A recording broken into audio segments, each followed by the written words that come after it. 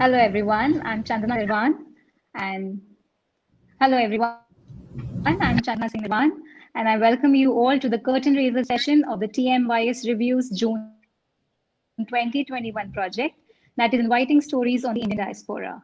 This is basically to investigate ambition-based movement under our annual theme of migration, resettlement and displacement. We are honored to present Dr. Yadu Singh. He is a cardiologist based in Sydney, Australia. After having multiple medical training in prestigious medical institutions like King George's Medical College, Lucknow, and All India Institute of Medical Sciences, New Delhi, he moved to Australia in 1991. Besides being a reputed medical specialist, he is actively involved in the community, holding top positions in the key organizations of the Indian Australian community. Additionally, he has a prominent presence in mainstream media, including social media. We welcome you, sir. Dr. Yadu Singh will be in conversation with Dr. Sourav Banerjee. Dr. Banerjee is an associate professor at Mahitosh Nandi Mahavidyalaya, Hooghly, West Bengal. It is a government-aided college affiliated to the University of Calcutta. With 17 years in teaching, his areas of interest are Shakespearean dramas, gender and culture studies, romantic poetry, post-colonial literature, and post-humanism. He has conducted one-to-one online interviews of academic stalwarts like Francesca Ferrando, Bill Ashcroft, Paul Sherrod, Evangelia Vasilescu, and Shamantak Das. He is also presently an Education Ambassador India of International Organization of Educators and Researchers Corporation, Philippines. Sir is also leading this project on the Indian diaspora. I now request Dr. Sourav Banerjee to kindly proceed with the session. Thank you.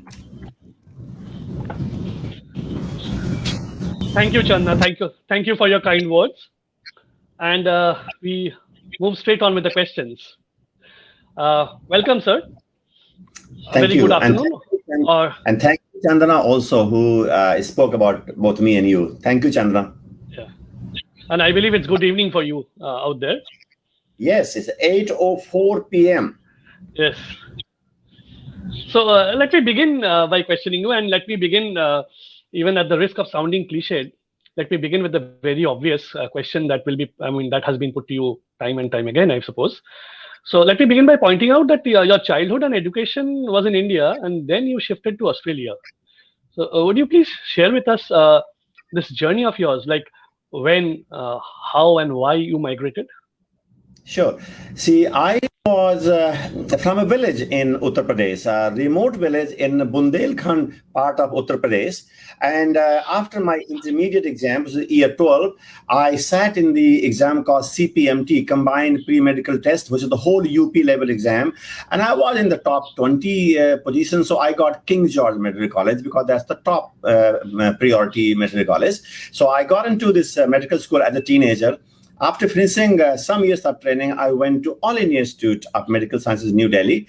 And after having worked there for several years, it was required from All India Institute to go overseas for at least 1 year training.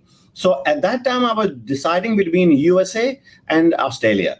And I told my boss, who obviously was very well known, Professor Malviya, Anand Malviya. I think he is from the same family as Pandit Madan Mohan Malviya. And I said, look, I went to a conference in Canberra, Australia, and I liked the place. So I asked him, why am I going to Florida or New York? Australia is a better place and clean and not as much crime. So I finally ended up having a job in New South Wales. And that was for 1 year. 1 year I came here. I got the job, registration, everything was given. Then I thought maybe I should stay back in Australia for 1 more year to make more money, go back to India and have money to buy a car. That's second year, then third year, the fourth year. After 4 years, I wasn't sure really whether I want to go back to India. There was no plan before I came here except for training 1 year. And then after 4 years, I thought maybe I should sit their exams as well, specialist exams. So I went for a training program called FRACP, Fellow of Royal Australasian College of Physicians, which is Sydney-based. This is Australian college. And I passed the exam, and I trained here as a cardiologist. Now, I still wasn't sure whether I want to go back to India or not. So I actually went to India. A couple of years later, I worked in the Escorts Heart Institute in New Delhi. And after 1 year of work there, I realized that actually I'm better off in Australia for so many reasons, including the family. The family wasn't keen to go back to India either. So somehow it happened by chance. There was no reason for me to migrate from India to Australia. But since I came here, I saw this country, great place, great people, great institutions, great hospitals, very egalitarian, and a universal health insurance system called Medicare system, where everybody has full medical cover. Government takes care of that. So many things basically made me think that actually I'm better off in Australia, and that is where I have stayed from 1991. Okay, so it's 1991. Actually, migration to Australia and New Zealand, it all started during the 1970s, if I'm not wrong. So it started very late compared to the US, UK, Canada, or whatever it is. So you went there right at the right time, I suppose. And actually, the White Australia policy was dismantled in 1978 74. or something like that. In the late 70s, yes, mid-late 70s, yes. When I came here, there was no drama of that time. In fact, I got the temporary registration sitting in New Delhi, and I got the job lined up sitting in New Delhi. So that particular policy was well and truly gone when I came in 91. And I don't think that really is in existence or in practice in any way. So you're right. Our people were going to America and UK. In fact, most of my batchmates have gone to the USA or UK. So I probably am the only one from my batch who actually came to Australia. That's true. You are right. Yeah. Now, since you brought this up, let me ask you, as a doctor of medicine, cardiologist that is, what do you feel about the acceptability of the Indian or the Asian doctors for the Australian people? I mean, is it an issue or not? Obviously, by Australian people, I mean the white people of European origin. For why I say this is that, see, Indians are almost 3.3% of the migrants in Australia, behind the Chinese and the Vietnamese. So there are a lot of Asians in Australia already, and they're used to seeing these Asian Indian people. But when it comes to their healthcare system or their teaching the fraternity, I fear they still have a kind of apprehension. Although you say, and I support this, that officially the White Australian policy was repealed in the 1970s, but socially speaking, there still perhaps exists a kind of a feeling towards the non-European settlers in Australia. So how do you find, how easy or how difficult? Yeah, having lived here for more than 30 years, almost, because in January 91 I came, so it's more than 30 years.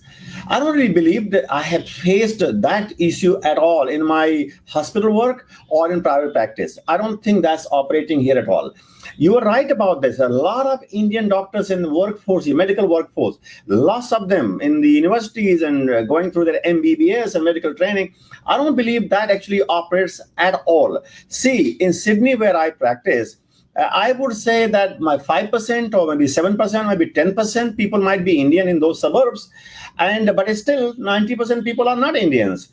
And I have never seen or experienced any race-based issue involving me as a doctor and people coming as patients, either in the hospital or in my private practice. So I can proudly say that is not an issue at all. And there are a lot of specialists, all sort of neurologists, cardiologists, gastroenterologists, all type of heaps of GPs. In fact, more than 22% of the doctor workforce is actually from Indian background in many places. And I don't believe they have faced this problem, at least from the public. I don't think so. Okay, that is very encouraging to hear. Okay, now let me come to another issue. Your Twitter handle mentions Australian of Indian heritage. Now, something that is what I find very intriguing, and why I say so, I'll explain, is that people generally use the term of Indian origin. But when we say of being of Indian origin, it can be accidental or incidental, over which we have may have no control at all. But when I say that I am of Indian origin, when I say that I am of Indian heritage, it is actually an active and very conscious choice that I'm making. So would you please explain your views on this and your use of the term?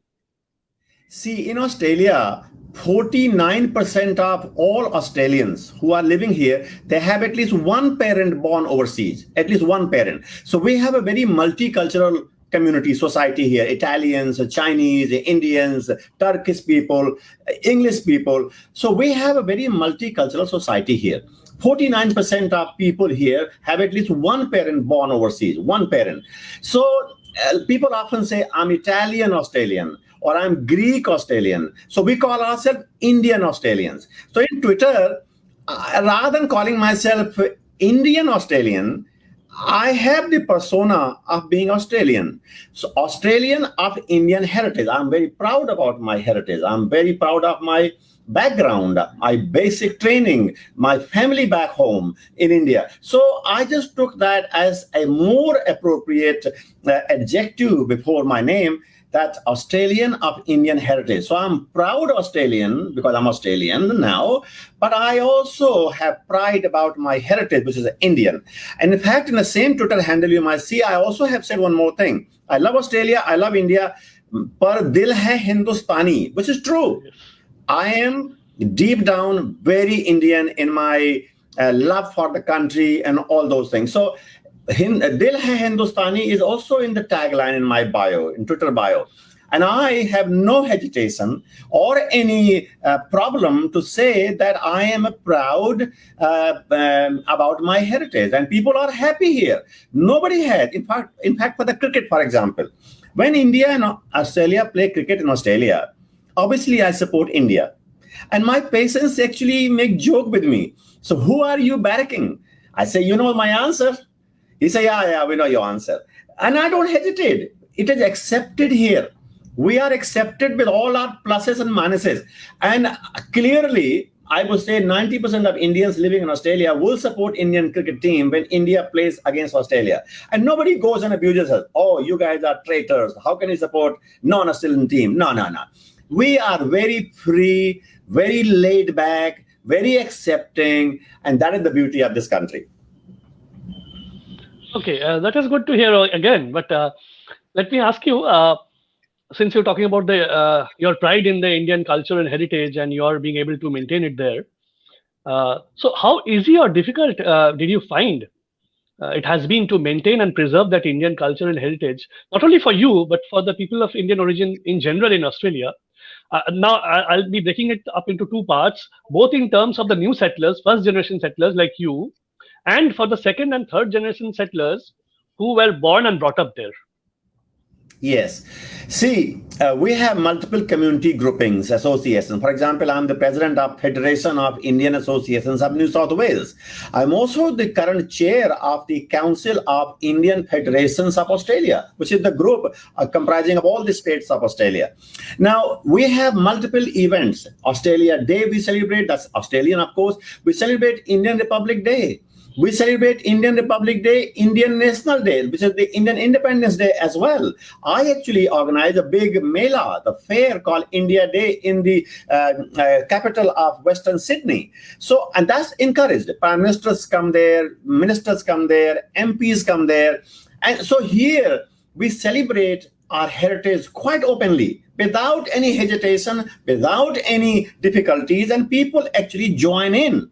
People from all backgrounds, whether they are white, whether they are black, whether they are brown like I am. So, it is all accepted in a multicultural Australia that we will have celebration and pride about our own background. So that's one way. We have temples here, we have gurdwaras here, we have mosques here, we have all those things, churches here, and we have multiple temples, for example. I'm a Hindu. And we go to temples as well. My whole family goes to temple, and we do exactly what we do in India. Maybe we actually are more religious here than we were in India. So that's temple.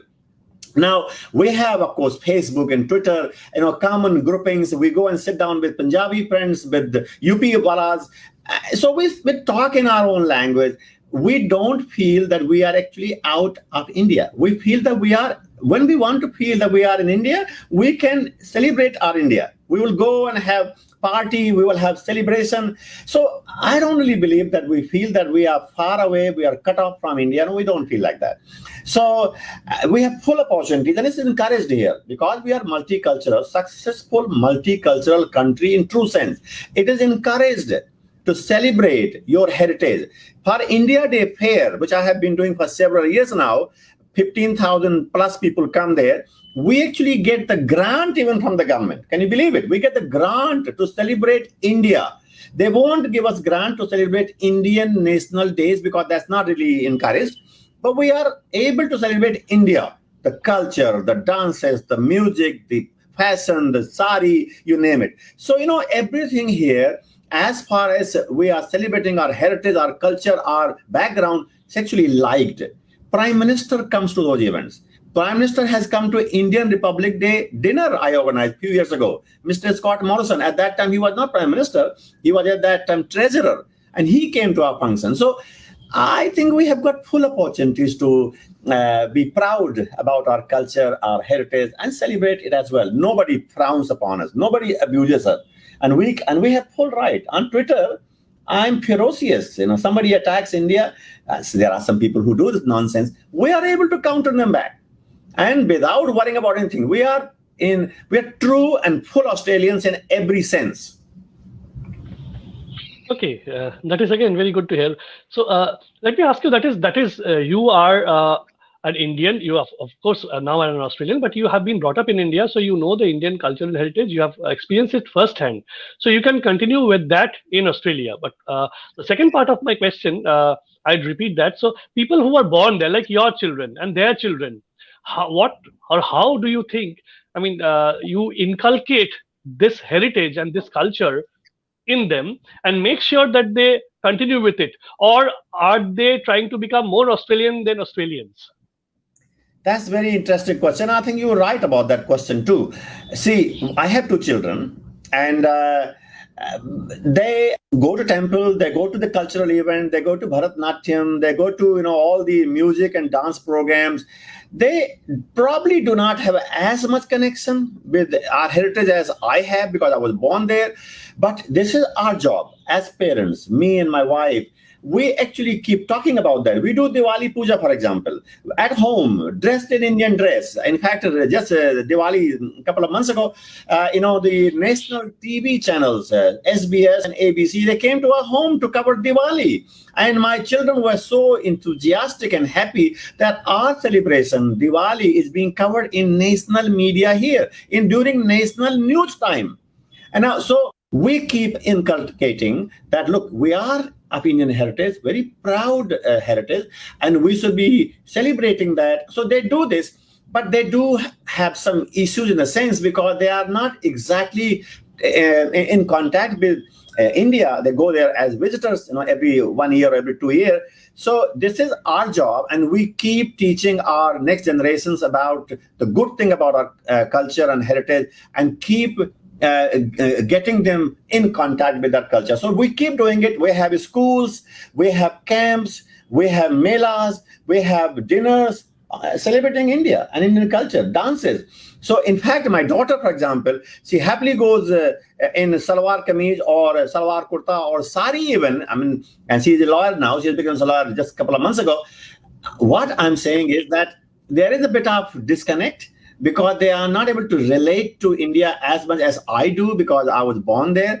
But we keep working on it. When they go to India, they enjoy the sadis, the marriages, the weddings, and everything. And my daughter was saying that, Papa, I went to this wedding. That was wedding of, I think, her cousin. And every lady, because she is the girl or daughter of that family, they were coming and giving her gifts and all those things. And she told me smilingly, the Papa, I got this much money given to me by everybody, the bhaiyas, the bhabis, the chachi, the chacha, the dada, the tai. So she was saying, oh, how nice it is. The girl is so welcomed and honored and respected. So they are reasonably in touch with the culture. For example, my daughter was born here, and she was not able to write Hindi, but she can understand Hindi. And now she has gone into some software where she can actually read and write Hindi as well. And she's very proud about that. And sometimes I find that they actually are more proud about their background, heritage, because my son has 2 little kids. And I was asking, Papa, he said Dadaji. He actually calls me Babaji, not Dadaji. He said, Babaji, am I Australian or am I Indian? He said, you are Australian as well as Indian. He said, why? How am I Indian? I was born here. I said, because your parents are Indian, because your Babaji and Dadi is Indian, because your culture is Indian. He said, yeah, that makes sense. So now he says openly in the school, it's only a few years. He said, I'm Australian, but I'm also Indian, and very proudly so. Okay, that is again very interesting. But if you don't mind, I'll get a little more technical over here. So for a country that, let's say, began its journey in 1788 with the first British fleet sailing into Australia, the subcontinent, with its prisoners. So within these few years, it has now it was conceived of as a jail for the unwanted elements of British Isles. Yes. So from there, within this short period of time, it has become a very developed nation. It was seen as a kind of a rural utopia, and now it has even transgressed that, and it has become the destination to be in. That is all that is true. But what I am trying to get at is that in America also, there has been always comparison drawn between America and Australia, in the sense that although both are settler colonies, America is never believed to have done anything wrong with the natives, although we know the real story. But my point is that in America also we have these Mexican Americans, these Chinese Americans, the Indian Americans. So the tag has remained since migration started to Australia, long before it started to Australia. Slowly what has happened is that only those names have remained, that I am an Indian American, I am a Greek American. But the connection has become very, very vague and very, very, what should I say, loose. So, for example, Kamala Harris has reiterated that she had been taken to India by her mother, and then how she used to roam with her grandmother and all. But forgive me for saying so, but I find it a little difficult to believe whether I find it a bit very confusing to believe whether she's saying it from the core of her heart or whether she's saying it from her political position for relation building with India. So now I want to ask you, what about Australia? Do you think that down the line, maybe in a couple of decades, this connection, the roots will become weaker?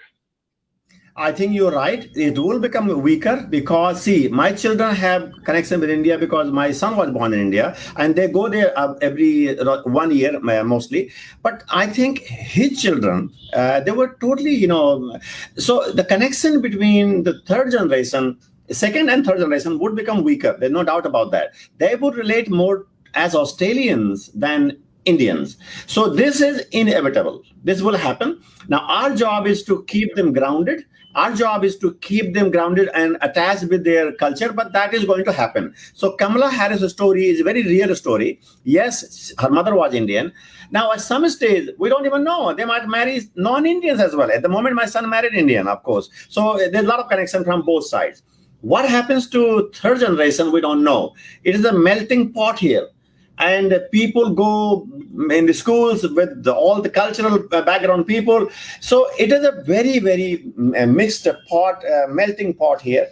Connections with India will become weak. There's no doubt about that. It would not be as strong as I have. For example, if somebody says some adverse thing about India, I would be the first one to jump into it. I remember there was a very big I think it was cooking Master Chef Australia, and they had put Indian flag on the wrong way. So the lower part was top and the top part was lower. And a lot of people ask me, Yaduji, the flag has been put wrongly. Can you do something about this? So I said, send me the screenshot. So they sent it to me. I saw that. So I sent a tweet to Channel 10, which was hosting Masters of Australia. I see you guys have done a mistake. That's the way real flag should be. And guess the beauty of Australia. Unlike Indian media and Indian TV channels, they actually replied to me. Within 10 minutes, he said, Dr. Singh, thank you very much for pointing out. We have realized we have made a mistake. We will fix it. We apologize to you. And they fixed it. So I jumped into it. Many Indians did jump into it, but I'm not sure I would expect same thing from my children or my grandchildren. So you were right about that. The connection will become weaker in due course. Yeah. And since you mentioned your name, Yadu, is it an anglicized version of Indian name, or as you are telling us? So do you talk about that? Yeah, my name is actually, full name is Yadu Singh. And I believe I was named Yadu Singh because there was some issue with my mom, dad. I think one, my mom had stillbirth, the first pregnancy. And so I believe my nani, my mother's mother, had done some puja and all those things. And when I was born, I was called, I got three type of names. So Jagannath Singh, Yadu Singh. And of course, when I came here, these Australian of Anglo-Saxon background, they had difficulty to pronounce the full name, Yadu Singh, because it's also not common here. Suppose somebody's name is David James Smith, they won't call the person David James Smith. They'll call him David Smith. So middle name is often dropped. And so when I came here, my professor, David Sutherland, in Newcastle, a city just about 2.5 hours away from Sydney, where I worked first, he said, Yadu, we're not going to call you Yadu Singh. We're going to call you Yadu. We will not call you Y.N. Singh, which is what I used to be calling all Indian student, Y.N. Singh. He said, no, this is not the way we call people here. We don't call D.J. Smith. We call David Smith. So here we'll call you Yadu or Yadu Singh. So Nath we will drop. And I say, yeah, no problem. So that's how Yadu Singh became Yadu, or Y.N. Singh became Yadu. They don't call me Y.N. Singh here. And also, I used to call my professor, Professor David Sutherland, Professor Sutherland, or Sir even, because that's how I used to do in All India Institute. So he took me aside. We had a cup of coffee. He said, Yadu, I am not a sir. I'm not a knight. And the Queen has not given me any great medal. I am just David. Just call me David. And I say, it's very hard. I used to call my boss, Professor Anand Malviya, sir. He said, no, don't call me. It's embarrassing. It is embarrassing me. So call me as David. So after some time, I started calling him Dr. Sutherland, and then Professor Sutherland, and then finally I started calling him David. So it took about 3 months. And so it's a very we don't have formality. For example, in the hospital, I hardly ever went there in tie. I'll go there, the shirt and tie were rare, and no white coat. So I think Australians are very egalitarian, very matter of the fact. They're not stuck up like British people are, very stuck up in the formality, tie and sir and this thing and that, and nice to meet you. So we are very practical people here. And that is how I also adopted the way system works here. Yeah. Okay, now since you mentioned that Australian society is very egalitarian, that is actually correct. That is the whole basis of Australian society. Yes. And that is how they are different from their parent country, that is, if I say England. So let me ask you this. It is more of a political question. Like the whole basis of English society, when this nationalism started coming up in Australia, some people believed that they should still remain loyal to England, while the others believed that no, they should have a country of their own. So even when Australia became a Commonwealth nation in 1901, I suppose 1st January 1901, yes, it did not have all the powers. It was still ruled by the Queen. It was still ruled. I mean, under England, Britain, they had some autonomy, but it was not a country. So, is this pull between the desire to be still English there, or are all people in Australia purely Australians now, broken away completely from England? See, you're right. Our head of state is still Queen of the UK. Queen is our head of state, but that's only for name. All the powers are basically vested in the Governor General of Australia, based in Canberra. So on the name, we are under the Queen of the UK. The Queen is also Queen of Australia and New Zealand. But in practice, her role is really hardly any. So there have been plebiscite or referendum, as we call it, to decide whether we should get rid of that connection and have our own president, Australian president or head of state. And there was a referendum about 15, 20 years ago. I'm not sure about the exact time, and that was defeated. So Australians, a small majority, decided that there's no practical impact of the Queen in our day-to-day work. Why do we have to start a new system and new power center and new election? Why not we just keep Governor General, which is appointed by the Parliament of Australia on the recommendation of Prime Minister, and just stay with that, because the system is working here. We have no interference from the Queen. I mean, we are multicultural. We don't have major issue about whether Queen should be head or somebody else should be head. So being practical people, Australia has gone far, again, being practical people.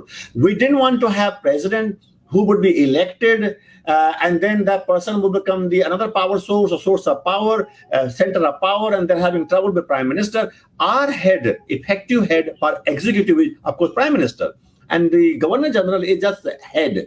He has to sign everything, he or she has to sign all the bills and all the acts. But in effect, Queen is really not that relevant. We take oath when we have citizenship on the name of the Queen. That's all this name. In practice, it has no meaning. So we, being practical, we think the best thing is just continue with what we have and just live life happy as we should. Okay, thank you. And before we end, one final question. Australia, as I was saying, has been the destination for the students from India in the present era. But there were some reports in the media, in Indian media, of course, that Australia are still racist, and there are reports of students being beaten up, which you have addressed in the initial part of this conversation. So now, finally, I mean, would you say something, or would you say anything at all to allay the fears of these students who are going to Australia? I mean, I find from your speeches that it is very easy and there's no problem as such. But a word from your mouth would be from the horse's mouth. 2009 and 10, there was a lot of chaos here, and there were a lot of sort of stories about Indian students being assaulted and all those things. That was happening in Western Sydney, where I have my practice in that area. So the Consul General of India in Sydney, he formed a committee called Community Committee on Indian Students, and I was the chair of that committee. So we did some study and research and met everybody. Now, we found out that those kids, students, they did not understand the system of Australia. So they were working on the cash basis. So they had some cash. They can't deposit their money in the bank. So they had the money in their backpack. They were living 10 people to one room. So they can't leave the money in their room either. So they were carrying the money in their backpack and going around working in the petrol station or cleaning things and all those things. So some people who are antisocial, the criminal elements, they thought they are easy target to make money. So they will be, assaulted, robbed. That happened. When we taught them that you got to be smart here, and they were not calling police either because they were worried that they are doing illegal work. The students were allowed to work only for 20 hours, and they were working a lot more hours. So they were not calling police. They were happy to give money away. That happened in 2009 and 10. I can tell you one thing. Around that time, there was a debate in the national media, Channel 7. It's called Today's Show. No, it's called Sunrise. And I was one of the participants in the debate called "Is Australia Racist?" So there was the editor of a newspaper called the Daily Telegraph. That guy and I took a stand that I don't believe Australia is a racist country because no rule, no law, no act, no governance is controlled by race. We are all equal. So there are racist people here, some people, as they are in India as well, everywhere else. In fact, we probably have less racist people in Australia than we have in India. Remember the caste system. Remember what happens there. Yeah. So I don't believe Australia is a racist country. There are racist people here. They are everywhere. They are in India as well. They are in America as well. But I will say this to everybody. Australia is a lot more open, a lot more accepting of migrants, a lot more welcoming of them than actually people think. And Indian media was doing this for TRP. There were some media channels, they were doing this for TRP. And unfortunately, that's how the Indian media behaved. So Australia was given a bad name as racist country. I don't believe that. I mean, I have been here 30 years. And I can assure everybody that this country is a very good country, good quality of life, full health care. You need bypass surgery, covered by government. You want education, covered by government. You don't have money, you are unemployed, covered by Centrelink, the support system. This country is a good country with very good quality of life for its people, and it's a welfare society. And that is the beauty this country has, and superiority of this country over many other countries, and including India. Let me tell you, India, if you're a poor person, you can't get surgery without money. You have private hospitals, public hospitals are bad hospitals. Our public hospitals are the top quality hospitals. So no, this country is a great country, good quality of life, and I don't believe racism is a big issue here. Okay, thank you. Thank you very much, sir. Thank you for your time and for sharing your knowledgeable insights with us. And with that, we end this conversation. Thank you very much, Sourav. Thank you very much for your channel and Tell My Stories. Looks like it's a great platform and great work. So thank you very much to everybody who's behind it and great to talk with you. Okay. Bye from me now. Okay. Thank you and namaste.